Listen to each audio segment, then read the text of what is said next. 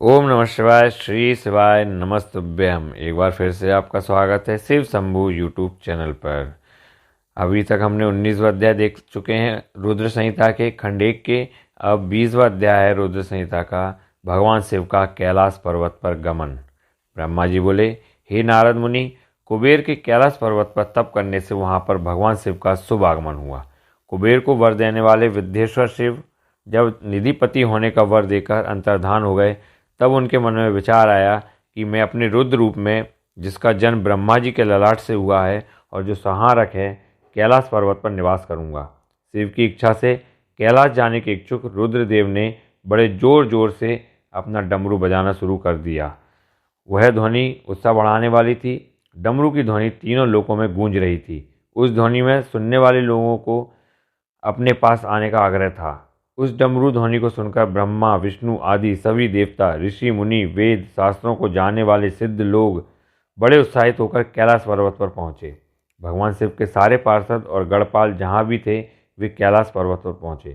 साथ ही असंख्य गणों सहित अपनी लाखों करोड़ों भयावनी भूत प्रेतों की सेना के साथ स्वयं शिव जी भी वहाँ पहुँचे। सभी गणपाल सहस्त्रों भुजाओं से युक्त थे। उनके मस्तक पर जटाएं थी।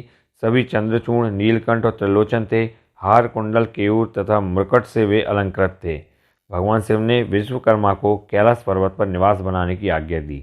अपने व अपने भक्तों के रहने के लिए योग आवास तैयार करने का आदेश दिया।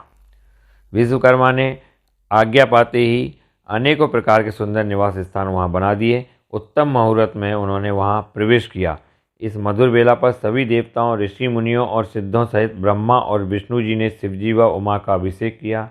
विभिन्न प्रकार से उनकी पूजा अर्चना और स्तुति की, प्रभु की आरती उतारी। उस समय आकाश में फूलों की वर्षा हुई। इस समय चारों ओर भगवान शिव तथा देवी उमा की जय जयकार हो रही थी। सभी की स्तुति से प्रसन्न होकर भगवान शिव ने उन्हें उनकी इच्छा के अनुसार वरदान दिया तथा उन्हें अभीष्ट और मनोवांछित वस्तुएं भेंट की। तत्पश्चात भगवान शंकर की आज्ञा देकर सभी देवता अपने अपने निवास को चले गए। कुबेर भी भगवान शिव की आज्ञा पाकर अपने स्थान अलकापुरी को चले गए। तत्पश्चात भगवान शंभु वहाँ निवास करने लगे। वे योग साधना में लीन होकर ध्यान में मग्न रहते। कुछ समय तक वहाँ अकेले निवास करने के बाद उन्होंने दक्ष कन्या देवी सती को पत्नी रूप में प्राप्त कर लिया। देवर्षि अब रुद्र भगवान देवी सती के साथ वहाँ सुखपूर्वक विहार करने लगे। हे नारद, इस प्रकार मैंने तुम्हें भगवान शिव के रुद्र अवतार का वर्णन और उनके कैलाश पर आगमन की उत्तम कथा सुनाई है। तुम्हें शिवजी व कुबेर की मित्रता और भगवान शिव की विभिन्न लीलाओं के विषय में बताया है। उनकी भक्ति तीनों लोगों का सुख प्रदान करने वाली तथा मनोवांछित फलों को देने वाली है। इस लोक में ही नहीं, परलोक में भी सद्गति प्राप्त होती है। इस कथा को जो भी मनुष्य एकाग्र होकर सुनता या पढ़ता है, वह इस लोक में सुख और भोगों को पाकर मोक्ष को प्राप्त होता है। नारद जी ने ब्रह्मा जी का धन्यवाद किया और उनकी स्तुति की। वे बोले कि प्रभु, आपने मुझे इस समृद्ध कथा को सुनाया है। आप महाज्ञानी हैं। आप सभी की इच्छाओं को पूर्ण करते हैं। मैं आपका आभारी हूँ। शिव चरित्र जैसा श्रेष्ठ ज्ञान आपने मुझे दिया है।